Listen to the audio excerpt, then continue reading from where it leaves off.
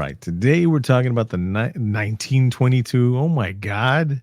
1922. The 2022 R-rated, hour-and-a-half long movie, The Blackening. And we got a special guest today, don't we, Cobweb? Yeah, we do. We got DeMond DUshawn swinging by here. That's what I've been heard. That's what I heard. And we're not going to let anybody know that this is the second time we tried recording. We're going to keep that on the down low. Yeah, it's going to not let anybody know. We just keep it cool. And that we had to reboot and kick everybody out of the chat and then come back. That's a secret. Nobody needs to know that. No, they don't need to know that. They don't need to know that, technology is kind of hard for me at times. No, it's not. They don't just need you, to, bro. they don't.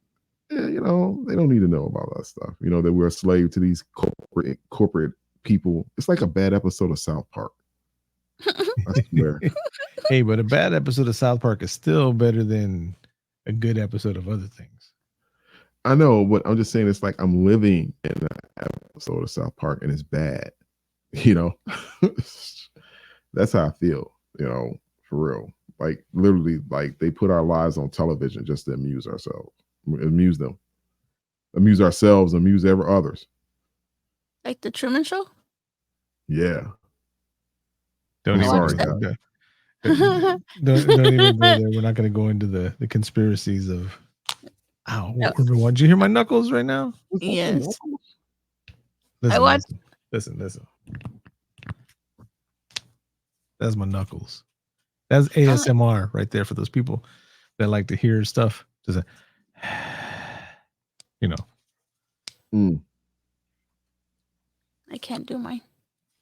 This is the ASMR of chopsticks on a microphone.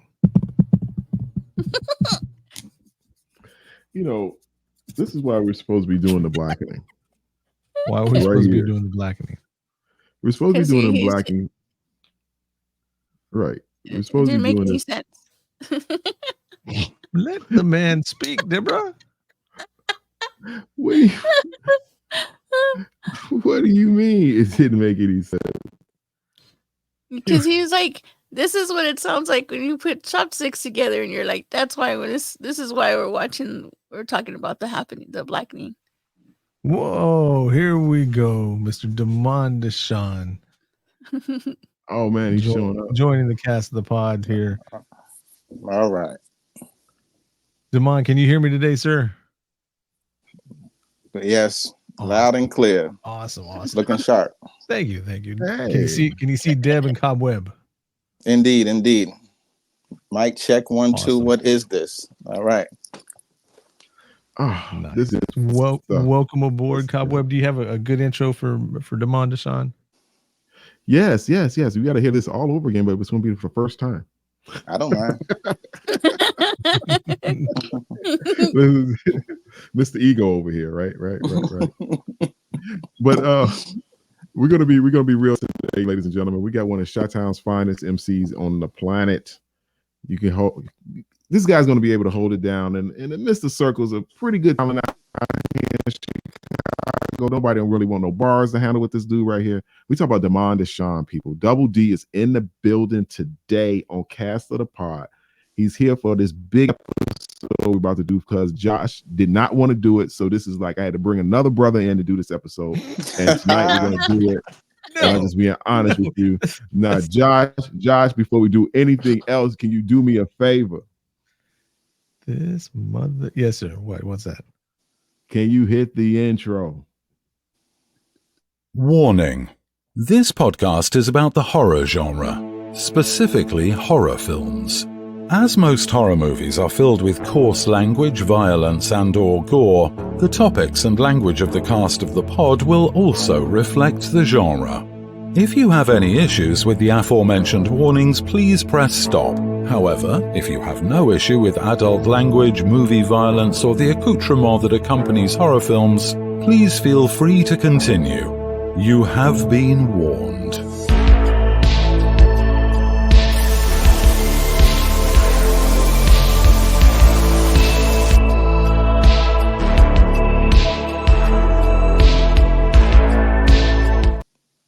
So it's up there. The socials, Cast the Pod. If you want to reach out to any one of us, Cobwebs at Cobweb411. And even though we recorded this earlier, DeMond, can you please tell the people how to reach out to you? Yeah, you can reach me at DeMond DUshawn.com or DeMond DUshawn any and everywhere across the social atmosphere. Awesome. So let's clear the air real quick. Cobweb threw that out there, my friend. This is the 2022 film, The Blackening. It's an hour and 37 minutes, an R-rated film. The IMDb breakdown is 7 friends go away for the weekend, end up trapped in a cabin with a killer who has a vendetta. Will their street smarts and knowledge of horror movies help them stay alive? Probably not. The probably not is not from me. It's from Sony or whoever who made this movie. Miramax. Somebody made this movie. But I just want to clear this up. We throw it out in there. It's not that I didn't want to do this movie. This movie was on my queue to watch, even if we weren't going to pod it. I was just saying there's some sensitive ass Karens out there that are going to be like, oh my goodness, he said The Blackening. And then they're going to complain about it. And I'm just saying, like, all this right here. I mean, it would have to be the audio only part of the podcast. He'd just be a floating head. I get it.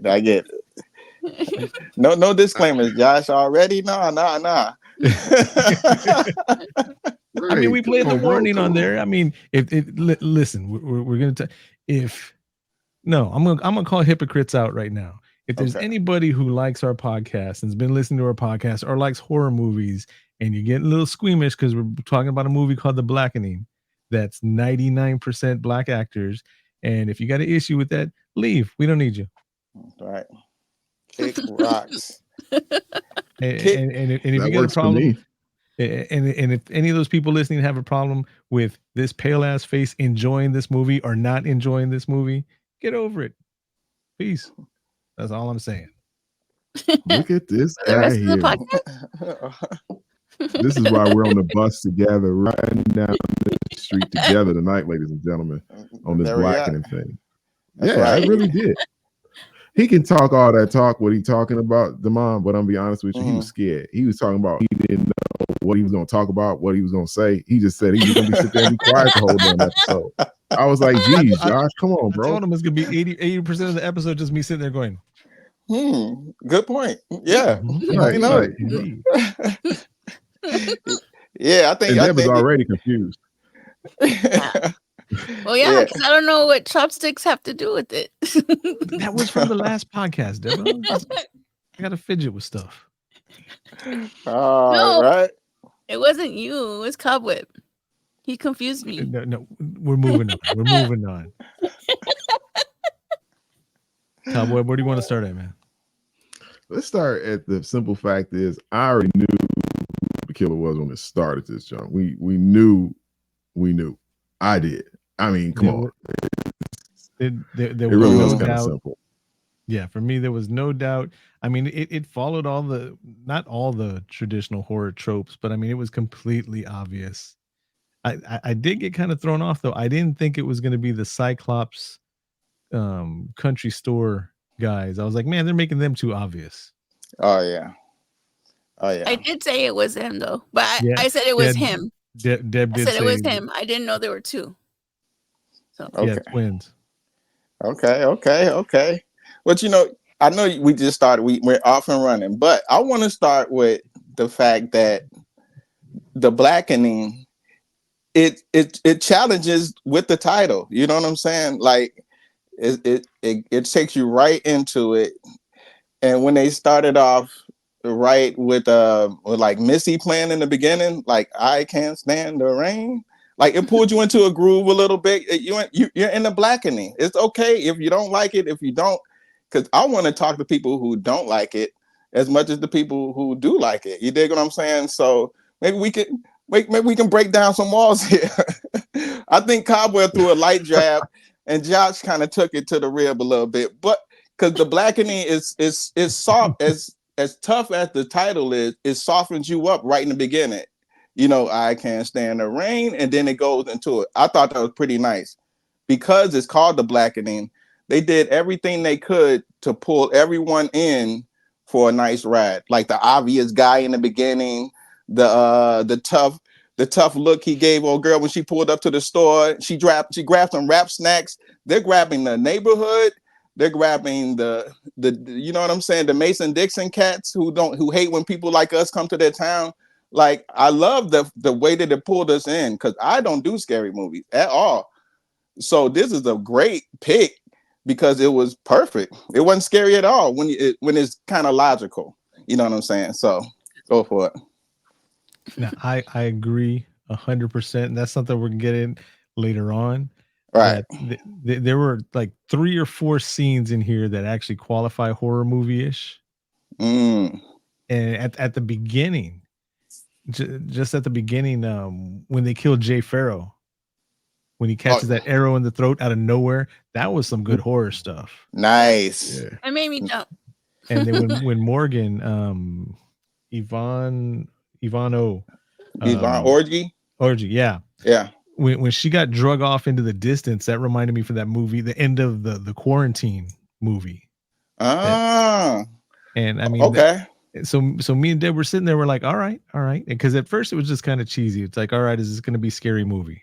Because I like Scary Movie 1. I don't like the little hand Scary Movie, the one with when he's got his hand in the potatoes. I didn't even get that far. It was scary.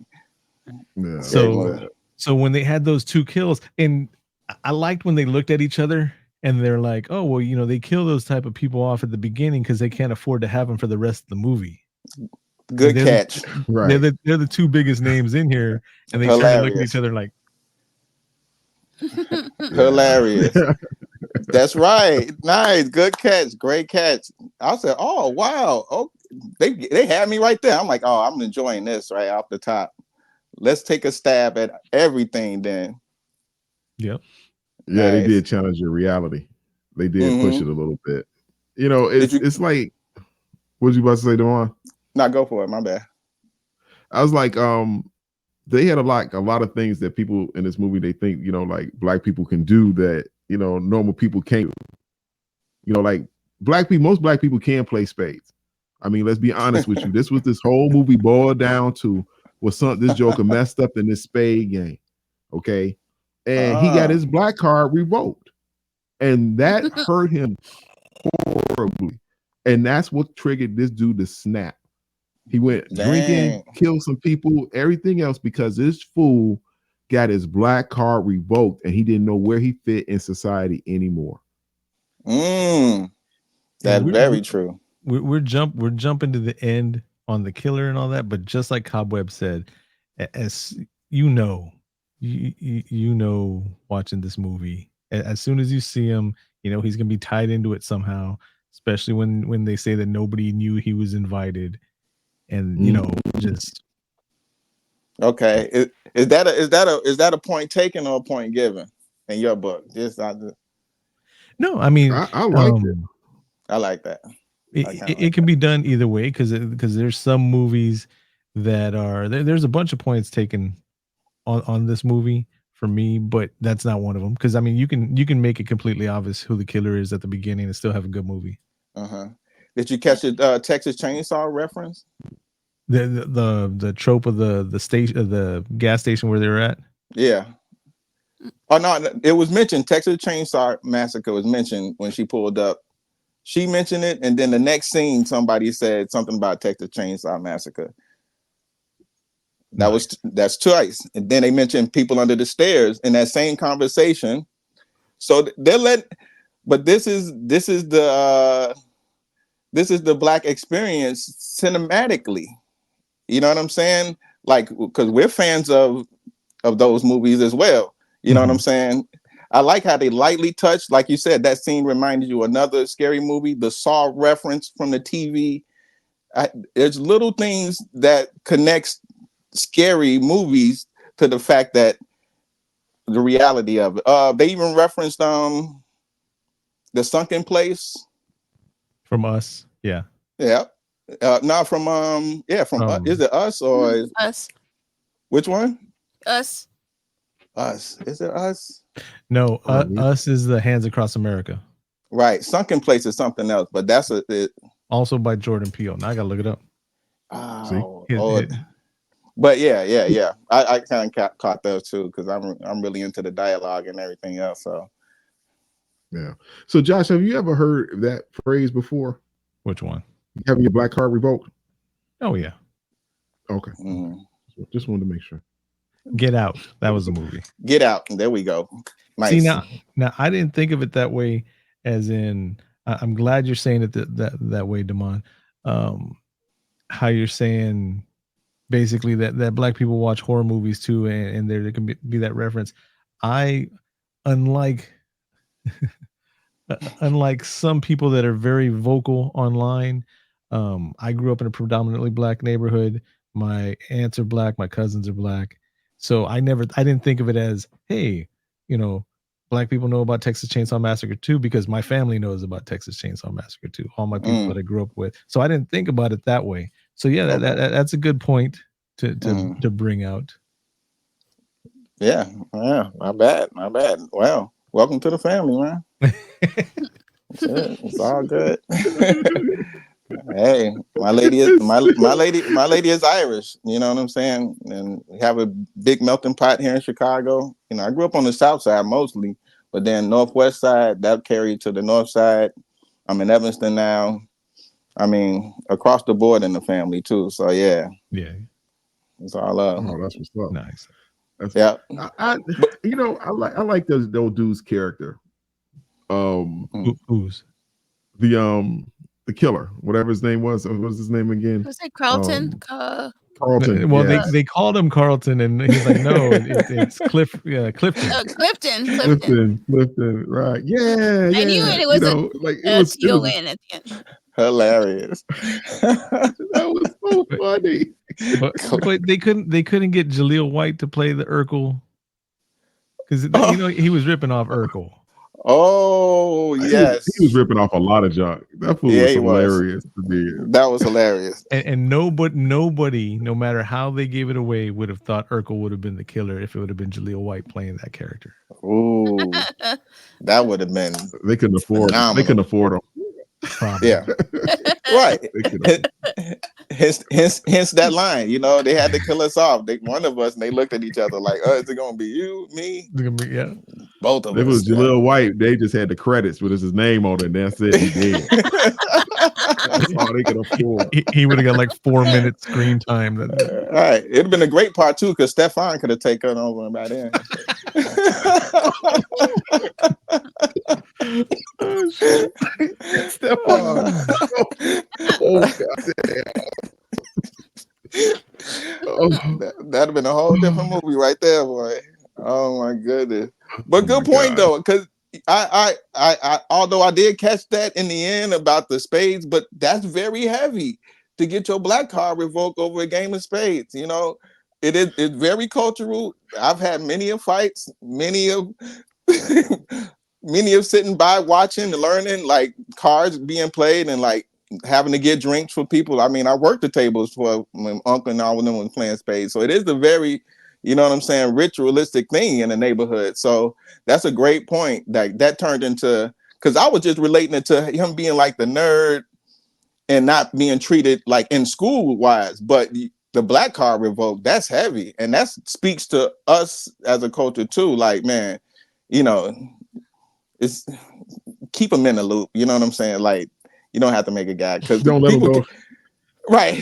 The community can be like, be tough on you and shit. You know what I'm saying? Like, I know my girl's Irish for the last 10 years. I get it every once in a while and shit. You know what I'm saying? But hey, hilarious. That's what he said. That's what he said what the problem was. That's what he said. Because that was the one night that he felt that he was in tune with everybody. That he finally belonged. And then they just snatched it away from him. He was on some crazy stuff. That fool was crazy as hell. Well, I mean, going back to even going back to Terror Train, I don't know if you remember Cobweb. They're picking on that one kid at the beginning, and they ruin his life. Yep. And Kenny. Yeah, and he comes back. I mean, not just in Terror Train, but that's how it is in horror movies.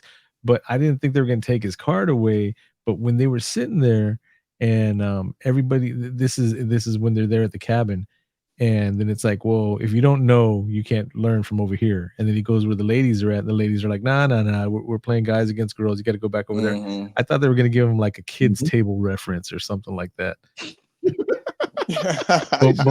but what did they do? They took his card away again. And the guy, even the guy told him like, nah, it ain't happening here. Like, damn, bro, like, sit with me for a second and show me.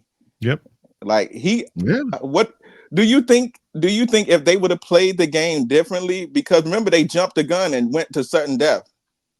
Like, do you think he was gonna give him an out if they did he give him a chance? Would this whole night have taken place if they did re-invoke his black card? Like if they would have showed him how to play spades. Right. Do you maybe? Because they kept talking about how people change. That's what one of the things they kept saying, like all the different characters they were saying how people change. So it's a possibility. Right. Yeah, because remember he did get upset that they wasn't playing the game correctly. You know, the only problem would have been that he already killed Sean and Morgan. Well, no, Morgan was still alive. Yeah. Oh yeah, that's right. He already did. So Sean was dead because he got him with that arrow in the neck. Oof. Yeah, he was. Yeah, it definitely had taken out. Forgot about that. But they didn't know. The other people didn't know that they were dead yet. Yeah, that's right. Jeez. Yeah, I guess he was. Yeah, pretty much. Yeah, they were gonna die. They were gonna die regardless of the matter. They were set up to die. So I talked to a friend of mine about this. For him? The what? How much did he pay for him? $1,000. It was like $100 a person. $100 each. But there's a reason though, because the pot in spades that night back in the day was up to $1,000. That's why everybody was going crazy about it. And that's why he caught so much stuff. So the $1,000 is a reference to the pot that he lost out on. Oh, great catch, guys. Great catch. Nice. Did you see old boy pocket the money though? Yes, he was like $1,000. He's like, we're only worth this much. Worth that. In the pocket. Slid it in the pocket. So I was talking to a buddy of mine about this movie, right? And he pointed out something that I didn't even think about, and it's a deep cut. You want to hear it or no? Yeah, of course. Sure, man. Dave Chappelle in Half Baked says, I don't want to be the first brother to die by a crossbow. Yeah. Oh, yeah. And Jay Farrow gets caught at the beginning of the movie by crossbow. I didn't even think about that. I thought about that. I thought about that joke. That was, and you just confirmed it. Yeah, I thought about that joke because remember in the end he's like, "You got a crossbow, nigga?" Yeah. How was he doing with a crossbow? What about when they chose him, who's the blackest and shit, right?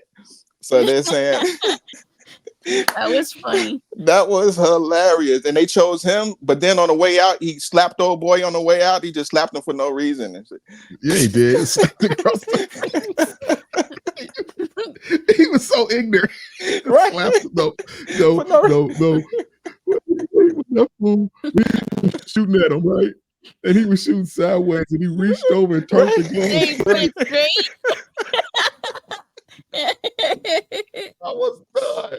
I was done. Hilarious. I mean, oh my gosh. All the superficial. I loved him. Hilarious. All the stereotypes. That was my favorite character. Yes. He's my favorite character out of all of them. Him and King. King was funny. It's funny to me too. And when they said, "Oh, dude," he's a Mamba. He said he's from Africa. He said from Oakland. You are. Oh my God, man! Absolutely incredible. But what do you think about the questions? I thought the questions had me going like. the fact, but it's not. The questions were good. The questions were good and brought me into it, and like we're fucking laughing and shit.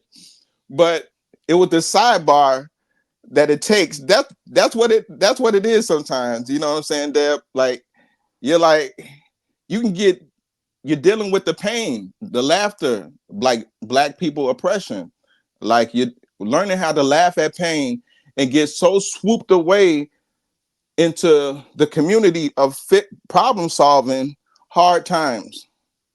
That time was running out almost on every question because you know what I'm saying? Because they so into it, and that's all building dialogue. Like no matter what, that's creating the family, the community, and like that's a blackening effect of slavery, oppression, like. And that's why they say like laugh at our pain, and you get these comedians. So I saw that in there too. You know what I'm saying? So I don't know why I went on that tangent. Messed up. That board was messed up. That board was messed up. I didn't know if we was going to talk about the board, but the board was messed up. I would never even picked it up if I saw that board. No, I wouldn't have went into a room that didn't have game room on it before, and then all of a sudden it said game room. I would have been like, okay, I'm leaving. What? I'm kicking that door open with both feet. What game room? What is going on up in here? No, but it didn't say game room at first. Oh yeah, that's right. That's right. And then they go back and it says game room. And like, okay, so somebody definitely has to be in the house. So there's a couple of things we want to talk about, and then we'll get back to the board and we'll get back to the questions. Okay. But one of the tropes, one of the horror tropes that they completely destroyed on this movie was, and then Eddie Murphy talks about it way back on the day. I think it was in Delirious. He was talking about it, not even in Raw, where he, he's talking about the horror movie. What is it? Amityville Horror. Okay. And he's talking about Amityville Horror, that if Black people would have been in Amityville Horror, the movie would have been 3 minutes long. Where he's talking about, man, this house is awesome. It's lovely. The schools are great. I can't believe we're getting a good price. Get out. Too bad we can't stay. Right? Too bad we can't stay. Gotta go. Yes. And in this movie, they did the stereotype, the white going thing down that happens basement. in the movies. You hear a chainsaw. It's like, what's that sound? Let me go down there. Right. and in this movie, there was a whole bunch of that I don't know. Me and Deborah were sitting there, and Deborah's like, why'd they go into that room? Yeah. Why did they go over there? That's why did they rent a B&B? Deb wanted to talk about that. She wanted to bring that up because Deb doesn't do Ubers, and we never will do Airbnbs. This is why I don't do them either. Right here, I don't do that junk either, man. I'm on the same page. Look what happened in Barbarian. Have you seen Barbarian, DeMond? No, I haven't seen Barbarian. That movie's a trip. You need to see that. Yeah. All right, I'm putting that on. That's on my list. I get taking notes here too. List now. That's what I'm talking about. Yeah. That's why I enjoy the podcast, because y'all give me a look into it so I can go ahead and watch it. You know what I'm saying? So I have a list. You know what I'm saying?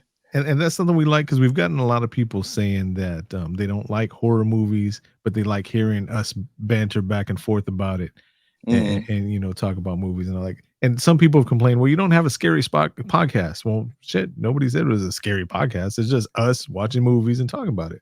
That's the best part of it. That's awesome. Me personally. That's exactly what pulls me in, because it lets me know. Like my mom knows me. Like my family know me. They'll tell me like, no, it's about this. I think it was something. White Noise. You ever seen White Noise? Yep. I would have never seen it in a million years. Mom pulled me to the side, like, we got to watch this. You have to watch this first. The one with Bruce Willis. What's it? We kept coming back or something. The kids. Unbreakable. Great movie. I'm glad someone explained it to me, and I sat down and watched it. Now it makes sense. You know what I'm saying? Other than that, me by myself, I wouldn't have done it. So that's what this podcast does for me. Thank you. I saw Cobweb's face, and Deb made the same face, and I don't know if I made the same face or not, but White Noise is a movie that the three of us could not finish. It because like we just wait. knocked out this- There's two of them. Do you see the original one with This is the one that came out about the train wreck and polluting all the water and all that. Years ago or recently? Like 2 years ago. He don't know. He don't know. Oh, okay. Okay. So there's an older one. We'll put that on our list so we can talk about that one. Yeah, that's that one. Yeah, I saw that. Yeah, I heard about that one. That's totally not it. Okay, good.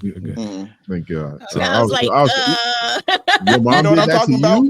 You know what I'm talking about, Web? No, I have no idea. I have no in my brain. Once I hear that white noise, name of that movie, everything blocked out. Oh no, it's just scary, man. Not that one. That one started. I thought that was it. Oh shit! So that was a 2005 Michael Keaton movie. Michael Keaton. That's it. Michael Keaton. Nice. Check that out. We're putting this on the list. Oh, cool, man. Okay. Cool. Is it a horror? Yeah, it's a horror movie. Deb, what were you saying? I forgot. I said, is it a horror movie? So two more things. As soon as they took up the board, and then the face is on the board, I was like, all right, I'm not talking about this part of the movie.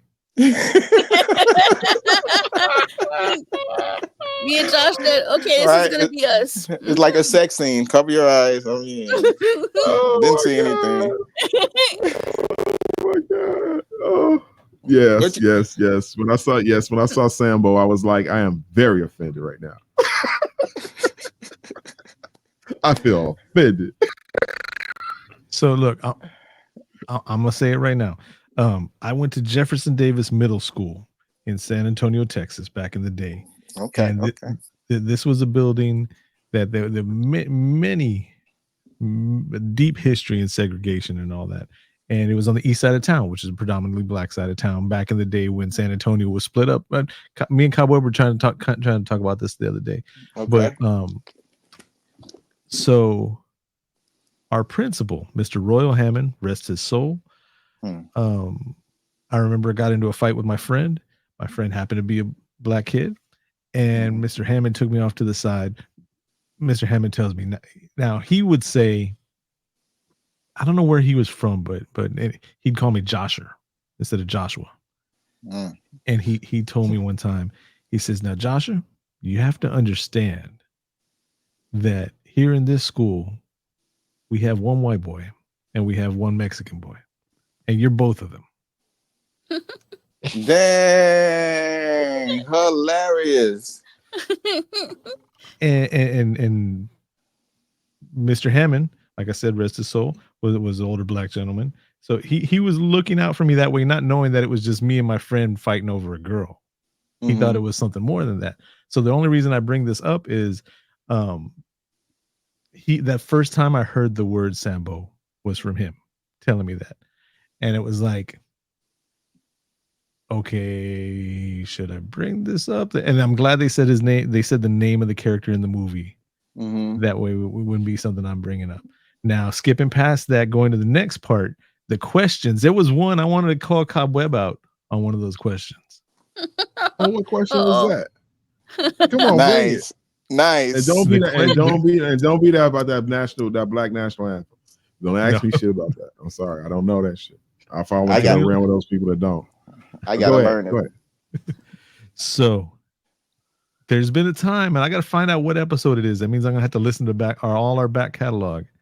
But there was a time when I was talking to you about something about Friends, the TV show. Now, Friends, I've seen like 10, 15 episodes of the million that they made.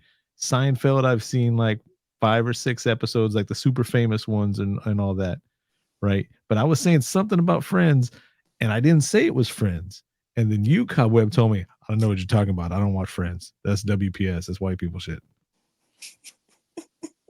Right. I didn't watch. I didn't say it was Friends. I didn't say it was Friends. And you knew it was Friends. Good answer. What? Look at why? Because you talking about these white people on the couch. You see the pictures, but I ain't watch it. You can't tell. You know that that's them doing white people shit over there. So I don't pay it. You know what I'm saying? You see them doing it, but you just don't want to acknowledge it. You know what I'm saying? You notice over there, you can't help but see these people out here doing all this junk all the time. They talk about these people every day around you, and you be like, who the hell is? Oh my God! Why is this female with this? I don't know, but I'm just saying. I just want to throw that out there. When he asked that question, my immediate response was, I don't fucking know. I live in single. That was my exact answer to that question. Get out of here. I kid you not. Yeah, that's exactly. Oh, wait a minute. I don't know where. I don't know. You might be joshing us right now. Come on now. No, that's what he said. That's why when it came up in the movie, I just like paused it and I was like, oh my God, I gotta bring this up on Cobweb. Oh man, yeah. I watched that scene like 2 or 3 times, man. That was hilarious. Because he was like, so you do watch it? Y'all do watch this shit? But they all knew the answers. They all because we really watch it. I really watched it. I had a huge crush on Rachel. Are you kidding me? Who the fuck is Rachel? He knows. He knows. Who the fuck is Rachel? If you lined up all these. When we stop recording, Cowboy's gonna be like, I know who she is. I don't know these people. If you put any of these people's picture on the screen and say, who is this? I'll be telling you, I don't know. Right. You got to take it. I don't know, but they're in Friends. You got to take it to the grave. You got to Single. Got to take it to the grave, bro. I still watch Living Single. Hey, Josh, copying the movie. Josh, you will never get a hold of C. West's black card. Okay, that's what he's firm. Under the bed is in the vault. You're not Living Singles. I'm not looking for the card. Not calling for the card or nothing like that. It's just it was okay. I was just gonna say it's all right. But you know what? I want to say this though, for the the character guy, the Sambo cat, right? Yeah. So I'm from Chicago, you know what I'm saying? I'm like 40, what am I, 47? So I done had a whole life, you know what I'm saying? So back in the backsliding days, we had to go and travel and stuff like that, right? And go get stuff and bring it back. So one trip I didn't make, right? Friends of mine, they made the trip, but they got lost. And they ended up in this small town, budding town of whatever. They was somewhere up in the Northwest.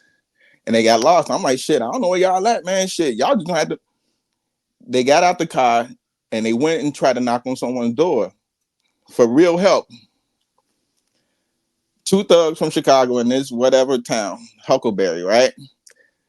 They got so shook because they saw those figurines on the porch and had never seen them before. And I'm talking grown men, 27, you know, would go in your pockets and rough you up and do anything. And that was the story that broke them down when they came back. Man, what happened, man? Oh, man, you would have never believed they got arrested. Cop grabbed them and all this other shit happened. But the prime story that they wanted to tell everyone when they got back to the hood, they said they had porch monkeys out there. They had the Sambo character in the yard because these were things that those people would leave on their porch monkeys. You know what I'm saying? But I always thought that, I was like, okay, I'm a little bit more culturally inclined. Like you were the only guy in that school. I was the only guy in the school for a long time. So I think I've seen some things. And I heard a lot of things. So when they were telling me, I'm like, oh man, that's messed up. But anyway, let's get to this. But they were so shook up over those. To this day, they will still talk about those porch monkeys. And I guess even when watching the movie, I breezed over it to the point where, yeah, that's part of history. But it is a topic of non-discussion where you just want to breeze past it. So maybe we should just breeze past it. I don't know. It's crazy. It's crazy. It's crazy. It's crazy. Josh, did you get any of the questions right? Yeah. Right. I didn't. All of them except singing the second verse of the Black National Anthem. Oh yeah, that was hilarious. I have to learn that for my card. I guess that's a card revocation now, I guess. Oh man, you got to be strong. You got to be strong. Yeah. I'm glad he didn't have any Fresh Prince questions in there and shit. That would have killed it. Wait. She told him you got to be strong with a C. There was a Fresh Prince question in there. Was it? Yeah. Yep. When did the light skin Aunt Viv come in? Oh yeah, that's right. Yeah. That's right. Yeah. Fourth. Yeah, that's right. Third, and then going to the fourth. Yeah. Yeah, because they was like the light skin Aunt Viv. That's a huge man. Oh my goodness. That's huge. Yeah, shit. My auntie and cousin were arguing about that about 2 Thanksgivings ago and shit. And I'm like, can we just fucking watch it? No, man. You know, man, please. That's like a fabric of reality, man. There's like shows that you can sit back and say that I still watch that's been like old for like dirt in like Black communities. Like I still watch Family Matters. Okay, I wake up every morning. I watch Steve Urkel. Okay, before I go. Oh to work. wow. Yeah, it makes my day. It just makes my day so much better. I challenge anybody to do that. I hear Jalil's got his own strain now. Oh yeah, he's having a cartoon. No, yeah. So they're doing the Family Matters cartoon and bringing as many voice actors as they want to. But I hear Jalil White has his own Urkel strain. Oh, congratulations, Urk. That's what's up. Yeah, man, that's gonna sell. That's gonna sell. This is the purple Urkel. Yeah. I just listened to an interview with him. Well, he just sat in on the Plastic Cup Boys on XM Radio. Smart, funny dude, man. Very. It was funny hearing Urkel. No, where'd he go? No. Wait, here he comes. There you go. All right. It's kind of a trip if you look into the conspiracies on how he got taken out of being out of the limelight because he didn't want to get into all that stuff that the stuff we ain't supposed to talk about. Oh yeah. Oh, well, good for him. Good. Yeah. Now he's coming back. You know, he made his money. Well, you can also go into the you can go into the Hollywood conspiracy. This is us going off the rails here. But going to the Hollywood conspiracies of Hollywood wanting to put all Black male actors into dresses.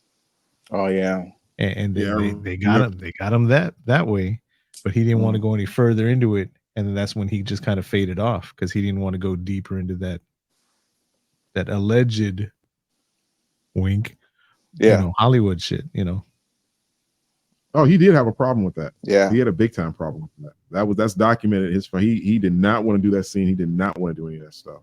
That dude right there, I'm not going to front. He's a freaking comedic genius. Yeah, that style of comedy is very hard to do. That that slapstick, stuff like that.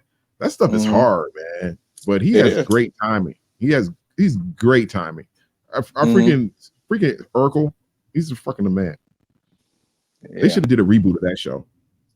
And they could have actually still brought him back like they did, like that Full House one. They should have did that. No. Now, since I'm in Texas and it's not legal here, I will not be able to partake in the Urkel strain. But I mean, how good in marketing is that?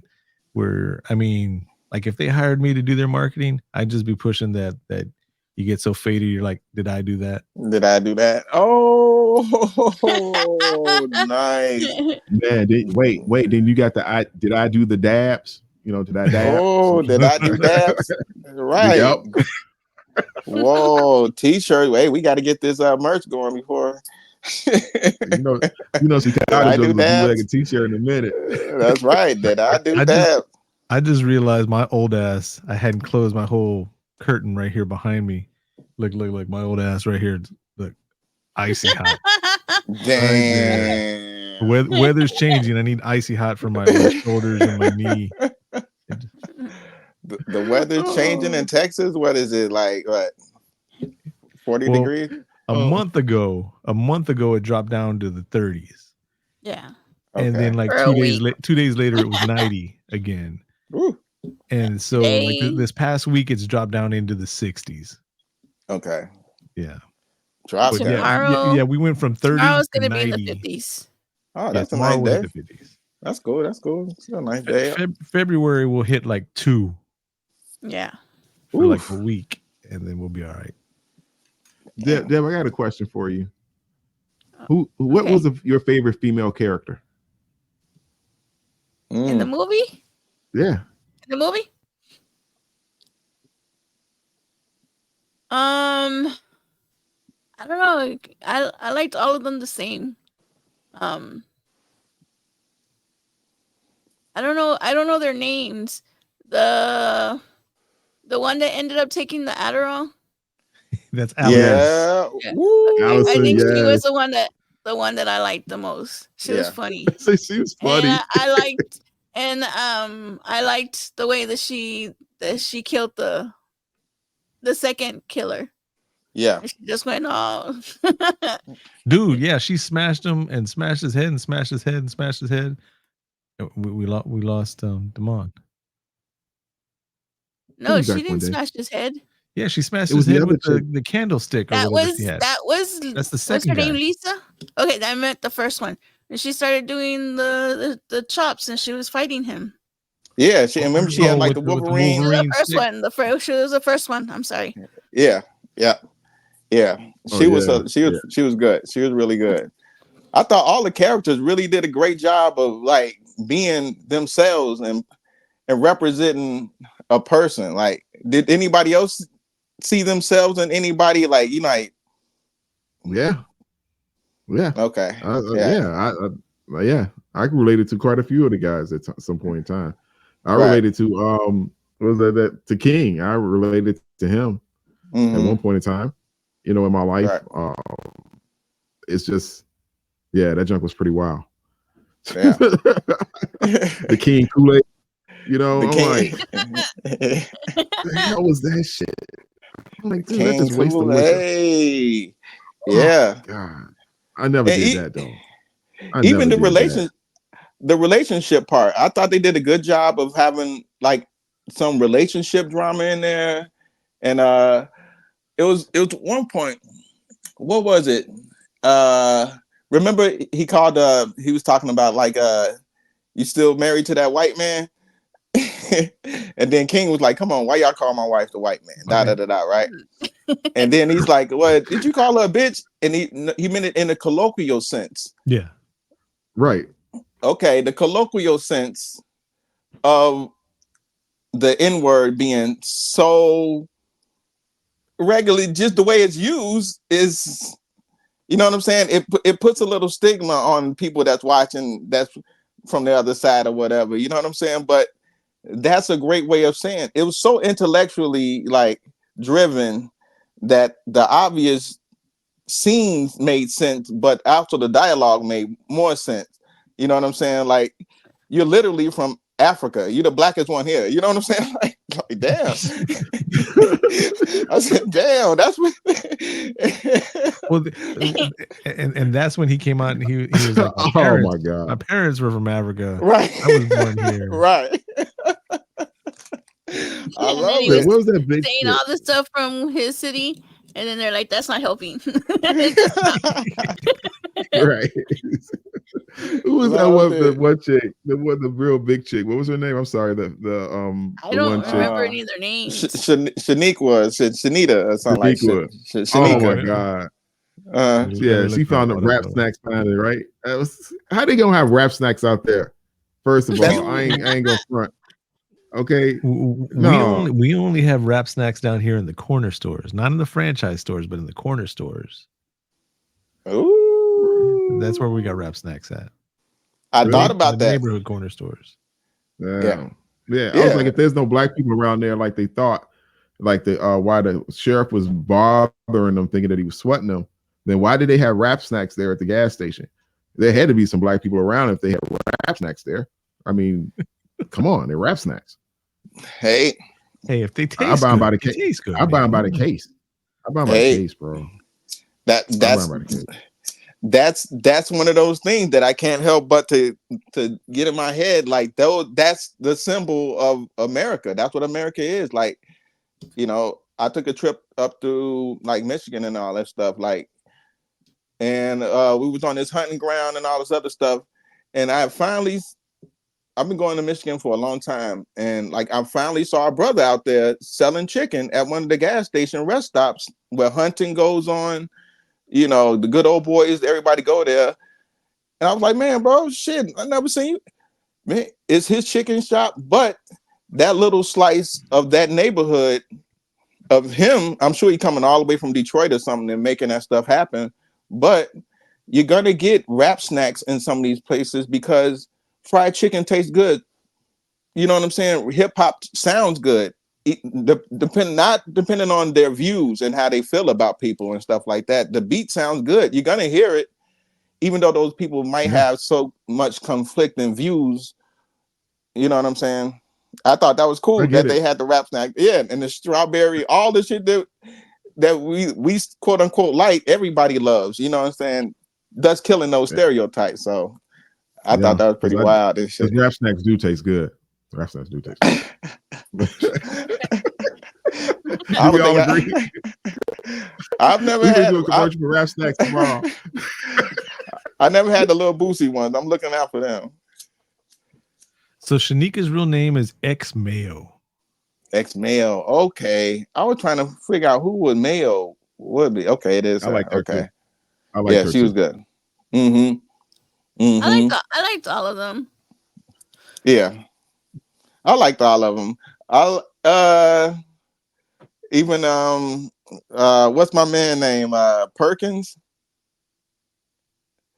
Dwayne Perkins, yeah. Dwayne Perkins kind of like saved the day and shit when he played the record, and then he was like, he told y'all I said go ahead and leave me. I didn't mean that shit. Y'all left me. Left me behind. Right? You know, he was one of the writers. Yes, I peeped that. Oh, really? I didn't see that. Yeah, he wrote that. He wrote that scene. That was hilarious. That was hilarious. Who else did we see that was on there and we were like, what? I can't remember. Was it Jay Farrow? At the beginning? No, it was somebody else that was one of the producers. Oh, it was the guy, the killer. I think it was. I forget his name. Taylor? Jermaine Fowler? I think so. Is it? I don't know. But did you catch that? It was Juneteenth. Yeah. Oh, yeah. Yes. Yeah. That was a Juneteenth party. Yes. Yeah. Them fools was Juneteenth. A celebration of freedom. You know what I'm saying? A celebration of freedom, but at the same time, you know about Juneteenth, some people didn't find out about it until later on. Like some people was like, oh shit, we free, and then Juneteenth, they found about it later on and shit. So it kind of correlates into the story. And unfortunately, the late part of it was Texas. Yes, I know. Yes. Yeah. Yes. So I mean, we grew up hearing about Juneteenth, you know, through school and celebrating Juneteenth through school and all that. And it honestly, outside, like up north, when did y'all start celebrating Juneteenth or hearing about Juneteenth? We didn't have it in school at all. I've always celebrated it in my house.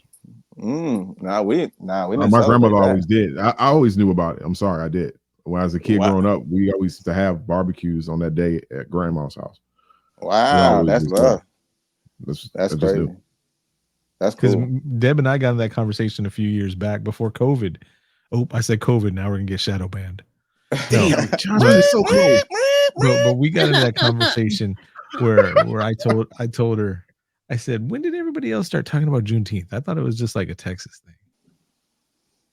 I thought it was a West Coast thing that kind of swooped the country because I think I heard about the Christmas Kwanzaa before Juneteenth and over here in my little fucking world.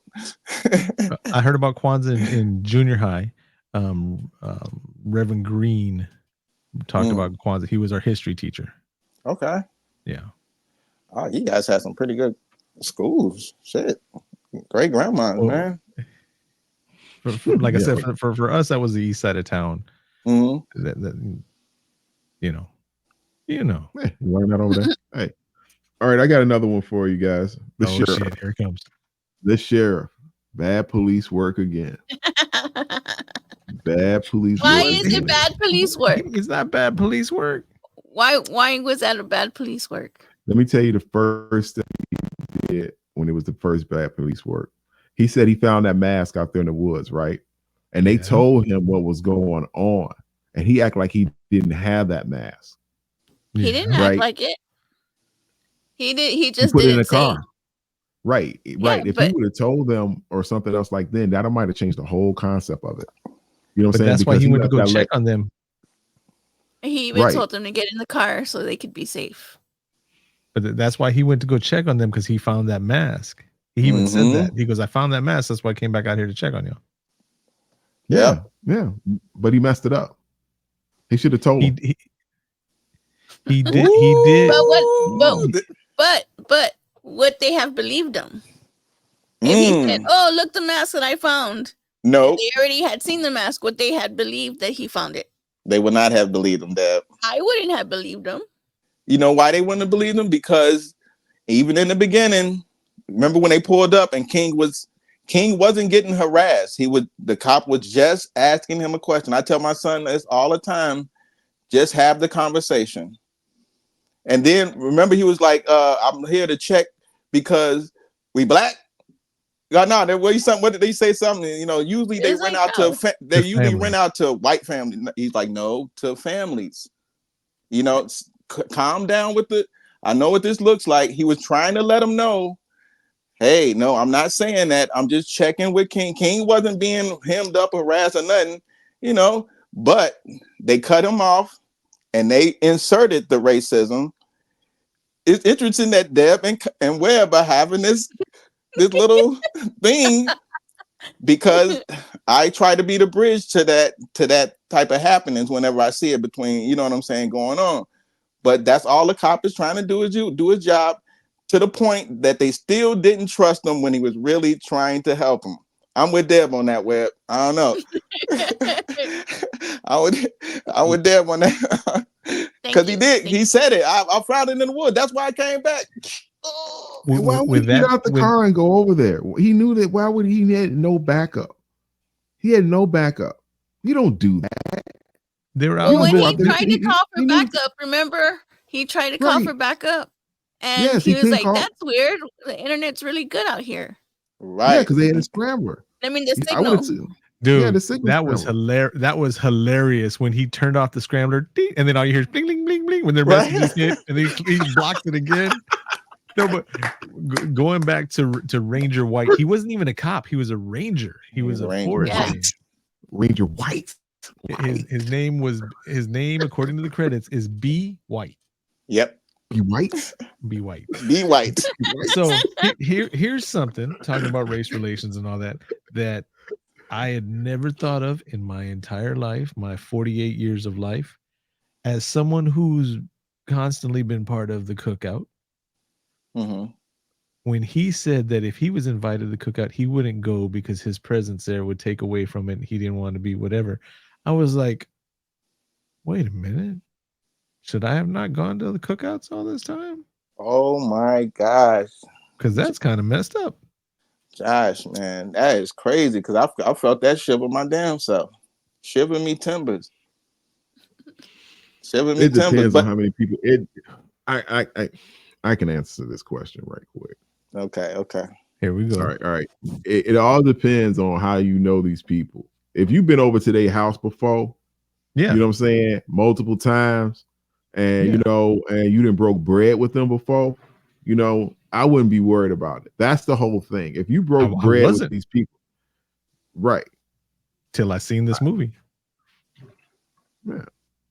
Well, so you would be fine.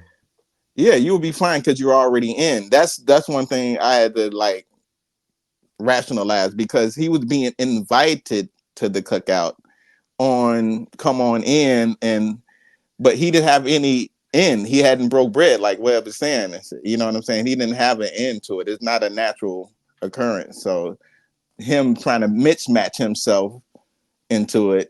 At this point, he's probably like 40 something. You know what I'm saying? He's like, I don't want to cause any waves, and said, which is what a nice person would probably say.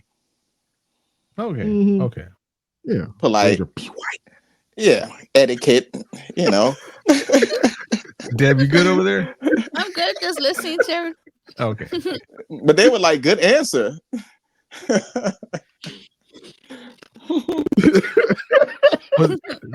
That was the point when for real. See, no, I got self-conscious about it when they said good answer, because when he said it, I was like, and then they're like, good answer. And I was like, oh shit. That's my ignorance all this time. But it wasn't, but it wasn't. Anyways. Nah, yeah, right. Right. That's what you have to remember is just a movie, but they are having but these are real people making real movies. Yep. Even what about the point? Remember when is her name Molly, when she was trying to come up the stairs? Oh my God. Remember they were like, I think he's gonna scalp her. And he scalped her. Pulled her wig off. Morgan. Her Yeah. name was Morgan. She got away by having a wig. She had a wig on. And they were like, run. So here's the thing I didn't get, right? Because it looked painful, right? And then it all just snapped at once. And then somebody said, that's good glue. Yeah, exactly. That's good glue, girl. Was it good because it stayed on so long, or because it just all snapped at once? I don't know how that junk worked, because they be doing it, man. I don't know, man. Yeah, we got to get a sister in here for that one. Right, because I grew up in the day now. You just didn't see young women wearing wigs at all. It just was like we grew up and that was it. Now it's like they slap these stuff. Let me stop. I can't. I can't tell. Stop right Hold on. now. Wait a minute.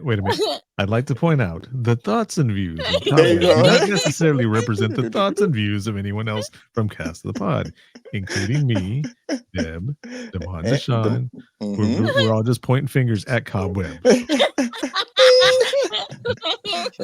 Recognize who did not say that. That was right. I'm not touching that. Right. You know what I'm saying? I'm not either. I'm gonna let it ride. Brought me back off the cliff. But I do want to go ahead. I'm sorry. No, from that scene when she's running up the stairs and they're watching it on TV, that's how Black people watch movies. Go run up the stairs. No, you run up the stairs. Like, I get into movies so much that my girls always tell me, stop screaming at. We don't even go to movies. She like, hey, I'm screaming at but that's how we watch TV. Like that. Run up the stairs. Oh no, you go. I was like, holy shit. It's like being in the movie with, like, they had all the stereotypes. And I'm telling you, all of that shit was in there. Like, that was crazy. That was hilarious. I watched this movie like 4 times, man. This shit crazy. It was all high off that Molly. on that part when she ran to the door, and I don't know if it was King or the other guy when he took out the gun and he was gonna shoot the door. And then it got quiet. I really thought that he shot her. I did too. I was like, oh, did he though? Because she died, and they show I was gonna call him Jaleel. Clifton throwing her body into the well. Right. They never showed. They didn't show how she died. Yeah. But I was thinking like they were gonna open the door and then she was gonna fall down. Shot. Yeah. I was like, no. Yeah. Cause he didn't give her any chance to step back, because he's like, I'm about to shoot the door. Pow, pow. Like, oh damn, give her. I mean, was she gonna step back and into the arms of the killer? Like, yeah, she was gone either way. Either he was gonna shoot her or the guy got her. Yeah. You know what I'm saying? But even when he came up the steps and homegirl was like, oh no, she ran toward his ass and slammed the door. Like, that's real shit. That's what you're supposed to do. Ain't nobody running from you too much. Like, I'm gonna run maybe to get out, duck and die from you. But if I got a chance to like lock you out, like, I'm not gonna fall and like make this a real horror movie. Like, it's gonna be a challenge, and she was ready for the challenge. She stepped up and pushed that thing to the door and shit, stabbed him and shit. Like, yeah, that's what's up. Yeah, because our girl didn't want to do it. She didn't want to do it. She was all scared and everything else like that. Right. She was like, get a knife. She even screamed when she said, get a knife. Deb, did you get any flashbacks when you saw that foot get stabbed? Uh-oh. No, not until now. Well, you got to be bringing up old shit, Josh. Before Deborah and I got married, bring up the trauma. We've talked about it like on one episode of Cast the Pod somewhere back. Okay. But yeah, stabbed her in the foot. My bad. Through my big toe. Through her. Oh her big no, toe. not the captain.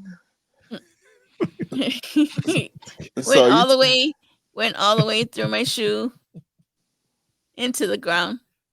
What? Dang. So you have 4.5 toes? No, it hit right on the side by the nail and stuck through, pointed out the bottom. Yeah. That should have been her clue 30 years ago not to marry me. Yeah. Well, I hope it wasn't the night of the proposal, was it? No. Oh, okay. He gets down on one knee and like drops his pocket knife and shit.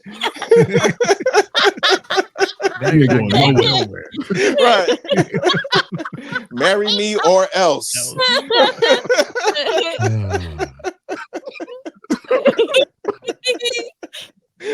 That's how we do it in Texas. Okay. Yeah, trying to help Josh, huh? Trying to help Josh, right. Huh? Oh shit. Oh right. Man. I'm really on here for help. Deb, don't be making jokes like that. Oh man. Oh man. Oh, you know what I love? You know what thing I keep thinking that was real kind of crazy though was Clifton when after he threw them jokers in that doggone well, right? And he looked up at the camera like purposely at their asses, and he had that sick look on his face, like I did that shit. You know what I'm saying? Yeah. That was pretty hard, man. That was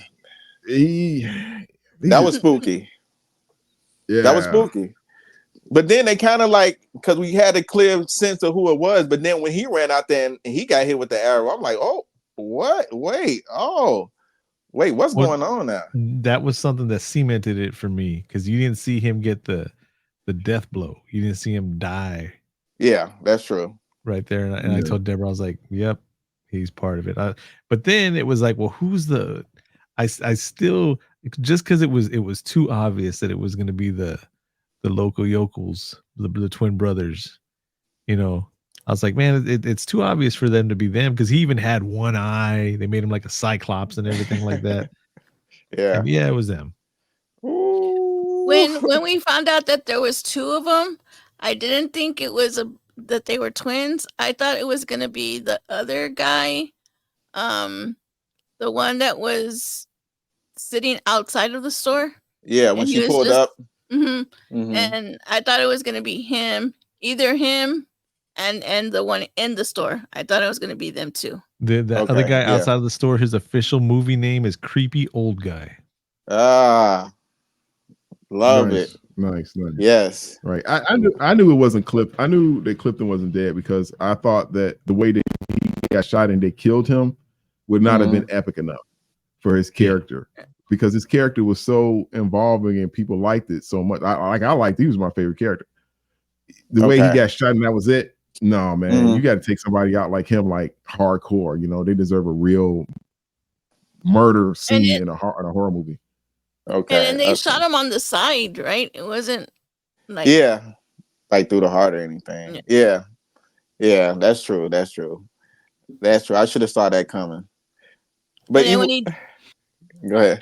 And then when he drug him away, and his shoes came off. Yeah, I thought that was funny. That was left his shoes behind. Yeah, that made it seem like that was kind of like as if he was dead a little bit. I did catch that. Like, oh wow, his shoe came off. Was that part of it? You know, just leave that in. There's two things. One of them I thought about. One I didn't until I looked at the notes on here, and we'll get to that the notes on it. But a show of hands, let's do this for those watching on YouTube. Who knew as soon as you saw the seasoning that somebody was going to catch a seasoning at the end of the movie? I didn't think it was going to be at the end of the movie, but I knew they were going to use it. I didn't know if it was going to be right at the end. Yeah, you know, there's a theory in screenwriting called Chekhov's gun, like Chekhov from Star Wars, but Chekhov's gun. Whenever you show something in a movie, you have to show the rest of the story behind it. If you show a gun, you're gonna have to show that gun get used. The purpose. If you show the seasoning, you're gonna have to show the seasoning get used later on. So I knew that was gonna come out at the end. But here's something that we've seen on other movies, and we've talked about it from IMDb and other movies, Cobweb, and I didn't think about it. Clifton points out that he uses an Android phone, not an iPhone. Yeah.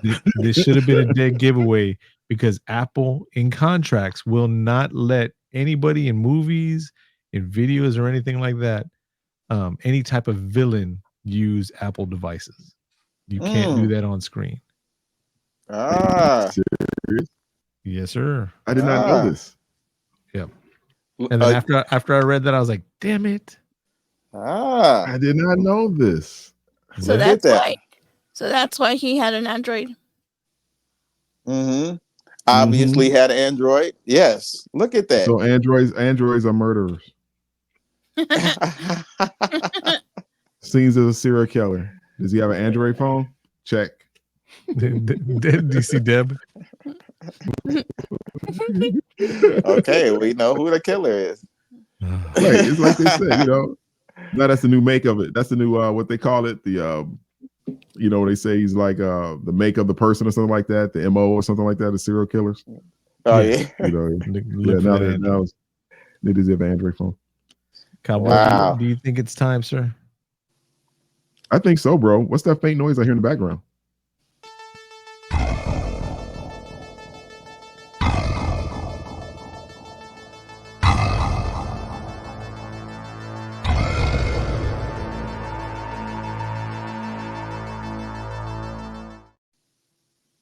All right, for anybody watching on YouTube, that was our cartoon graphic of the Calculator of Doom.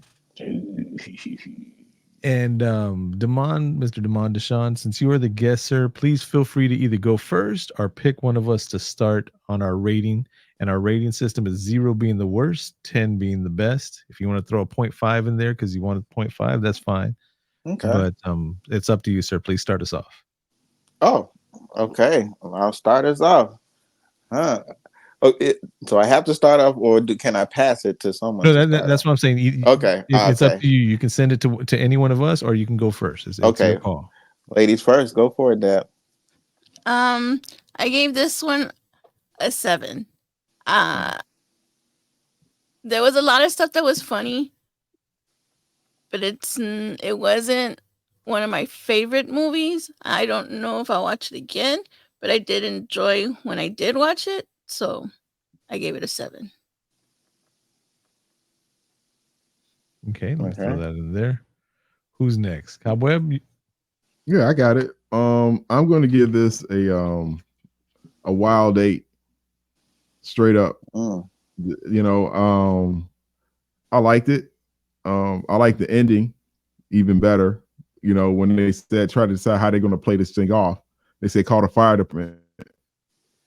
Because if you call the police, they're going to get killed. Call the fire department. Yeah, but they call the fire department. They turn the hoses on their asses. That shit was fucking hilarious. Yeah. So I definitely give it an 8 because it was just something. It crushed. It showed a lot of stuff. What this movie was that whole. This is what I wanted that Jordan Peele movie to be. Which one was it? The one with the last one, Nope or whatever. Yeah. I thought you hadn't seen Nope. No, he has. He just doesn't want to podcast it. Man, I've been wanting to. Nope was great. I haven't seen. That's what we was hoping Nope was going to be. That's what I thought Nope was going to be, like this movie. You know what I'm saying? But it wasn't. So not this movie. So I'm giving this movie an 8, and I still say we're never doing Nope on this show again. We're never doing it. We never done it before, and we're still not. Garbage. Straight garbage. It's not garbage, and we are doing it. Who's scared of a pillow? Okay. That thing was just a big. That was the umbrella you used to have at gym class we used to play with. That's all it was. I've seen that movie like 5 times already. We're talking about 2022's The Blackening. We're not talking about Nope right now. All right. So I'm gonna give it a 7. Okay. Because I wanted it to make its mind up. Not talking about all the good references and all that. I wanted it to either be scarier or funnier. And it had a good amount of scary to kind of catch you, and it had a good amount of funny to catch you. But it just, for me, just like one way or the other. Mm-hmm. So I give it a 7. Okay. I think I'm gonna go the highest. I'm gonna go with a 9 because of the Black experience. It was Juneteenth. She pulls up to the store and she's celebrating, and he didn't like that. You dig what I'm saying? She's dancing in the car, she's celebrating and getting in, and he didn't like that. And that's what we're trying to defeat. Anything that happened after all of that and everything else, that whole feeling is where the movie is centered around. Even the seasoning, there's a seasoning that Black people go through to assimilate themselves. So the seasoning made sense, not just as a prop, but also as a social, thing. Yeah. So I'm damn near gonna go 10 because of what it can be for kids to watch or a family to watch on a Juneteenth. It doesn't have to, it's not too scary and gory where people with blood and all of that. It's just enough to get the point across, laugh and leave. You know what I'm saying? When King was fighting old boy, he said, man, oh, you can't fight? What? I'm about to whip you. Like, that's real. The script was laid across the board just to be themselves. And I'm giving it a 10 because of what those characters represent. King represented somebody because they're connected to other things. Like when they played in this movie, Yvonne Orton, she was just in that HBO thing. So they brought Jay Farrell, brought SNL people. It brought a lot of writers and a lot of dialogue to this, and they laid it all on the table. And I think they did a great job. There's a 10 for me, actually. I'm gonna talk myself into it. All right. So it rounds up. The average ends up being an 8. Still pretty high for us. Yeah. All right. Yeah. It's good. good. It's definitely a watch. And I can see that being on in like a family thing too. Mm-hmm. Just joking around and people just start talking and stuff like that, and it sparks up conversations about things that you didn't know and stuff like that.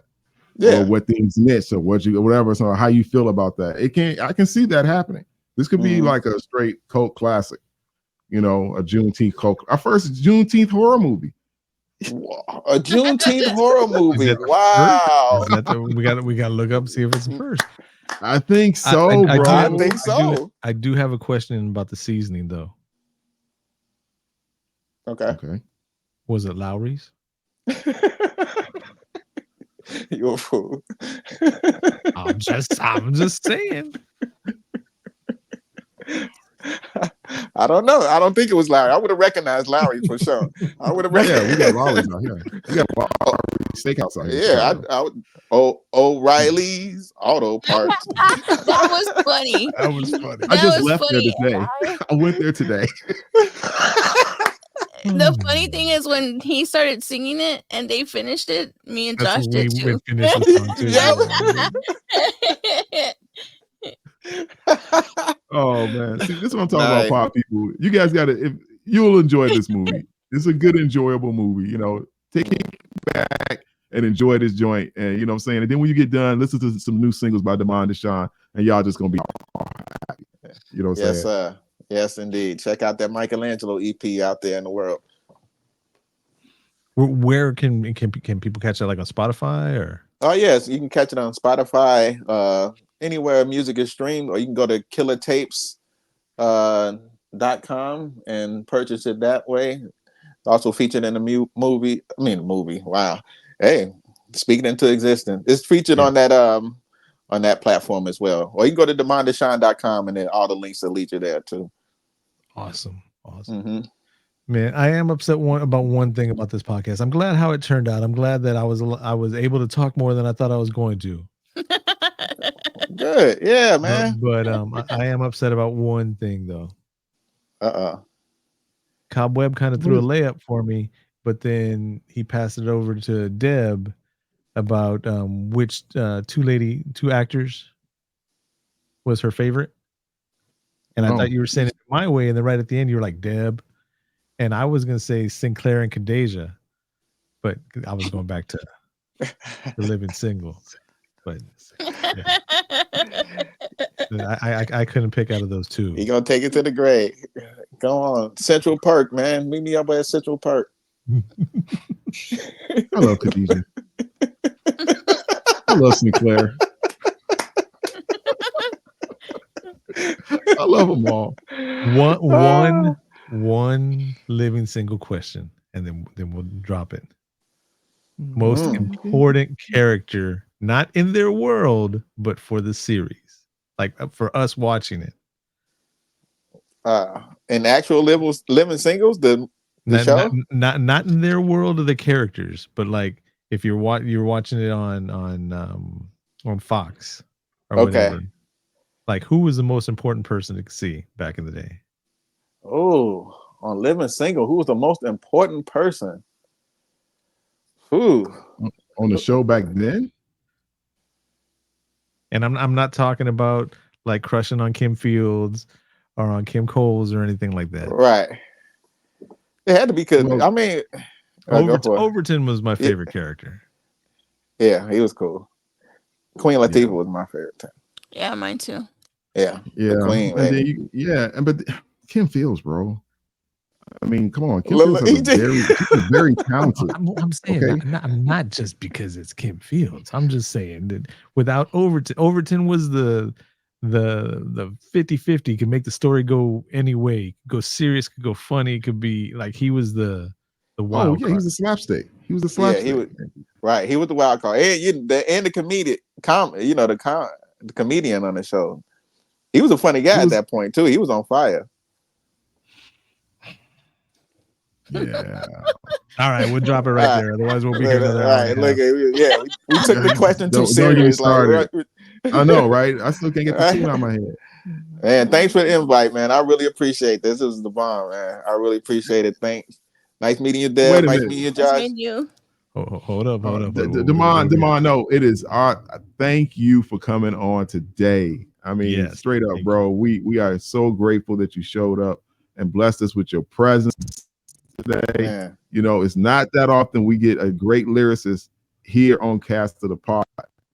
You are up there now because I mean we've only had like 4 rappers on here now, so you're pretty good. You and elite. You are an elite group. Appreciate it. MCs that have come onto this podcast. Thank you. Right. So we got DeMond DUshawn. We got One to Dial. We had Cookbook. And we have MERS. Yeah, Dr. Quinn. That's some good company to be in right there. Yeah, it is. Yeah. All my homies. That's what. Yeah, it's family. I mean, it feels like Felipe's Garage, Cast of the Pod. This is all the family. You know what I'm saying? I know, right? Oh man. Yeah. I didn't brought up Dr. Quinn. He gonna be so mad that we ain't had him back on in a while. He gonna be so upset. How did I forget Dr. Quinn also? I didn't. I said Dr. Quinn. Oh, okay, then good. Yeah. Gotta mention Dr. Quinn. Don't. Yeah. Come on, I was in this video. I was thinking mechanic wise. You know, that's what. That's right. Yeah, mechanic thing. Yeah. All right, let's stop the recording real quick. Talk a little bit, but so until next time, thank you for tuning in to Cast of the Pod. My name is Josh. I'm Cobweb. And I'm Deb. And DeMond DUshawn. All right, until next time. Peace. Bye, everybody. Bye. Bye.